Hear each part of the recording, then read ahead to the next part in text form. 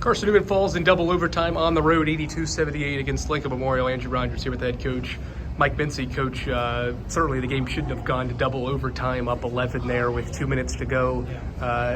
Maybe wasn't your best performance to get to that point, but a game that you probably should have won based on how things were heading into the final 2 minutes. Break down how LMU was able to get back in that one and force overtime. It's a tough interview to make because I want to take all the credit for the loss, to be honest with you. But you're asking a question, and you're wanting to know the answer. It's back-to-back turnovers, and 1 of 4 from the free throw line under a minute to go. But it's tough. It's a tough scenario to be in, and you're on the road, and you're trying to salvage or stay ahead and run out the clock. But I'm pretty sure off of both turnovers, there was a bucket on the other end. Braylon's under the weather. She tried to give it as best she could. Her stats aren't indicative of what she potentially can do. And even under the weather, I wanted to put her at the free throw line there at the end. And she never could get a rhythm, but it's hard when you're depleted of energy, so to speak. So the first half, I'm not going to speak on their behalf, but on our behalf, we're setting the game of basketball back forever offensively. It's hard to watch, and I didn't have any answers for him in the first half other than the throw it to Mincey. We did a much better job of that in the third quarter. For the guys that were in the game, we got ourselves in a winning position. We just need to make plays to finish that out.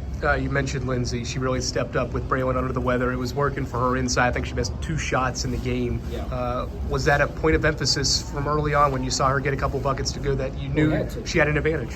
We had to go Lindsay. I think in the first half she had 4 buckets. I think she's 4, whatever, I think. Where else are our points going to come from, Andrew? Who else is going to make a shot? We've been talking about this now for forever. And granted, once we got down into it, like Mac makes 7 shots, Lindsay's got 14. But outside of that, the percentages are bad. Again, it's 3 of 11, 2 of 11, 3 of 9. That just doesn't. It's amazing that we were really up 11 and then eventually up 9. Again, I don't want to put this on the kids. They're great kids, they do it, but we're a horrible free throw shooting team. LMU might have very well won the game at the free throw line because they're 22 of 29 and we're 12 of 23.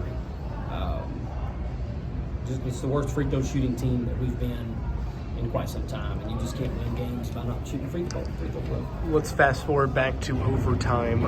They're up 4 with, I think, less than 30 seconds left. Campbell hits big 3. They make a bucket. Michaela hits a big 3 to send it to the second overtime. Then you make the first 3 baskets of that second overtime. Does that give you hope that those offensive plays that you wanted to see happen can start to happen more often?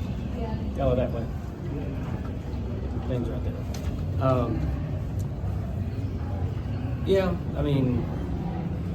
Once you lose that lead and you lose a game that was, you should win that game. Credit LMU, they hung in there, they kept doing their stuff. They ended up making some shots, but you should win that game. If you're a good basketball team, you win that game. We go into the first overtime period, we get down.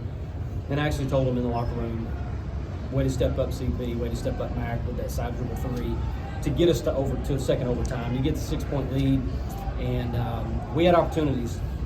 Again, we're getting stops, and we had opportunities. We don't. They end up making back-to-back threes, or if it's in back-to-back possessions. And then we're really struggling as to who to go to. Braylon's on the bench. Lindsay's fouled out. That's our 2 leading scorers. And we just don't finish it out.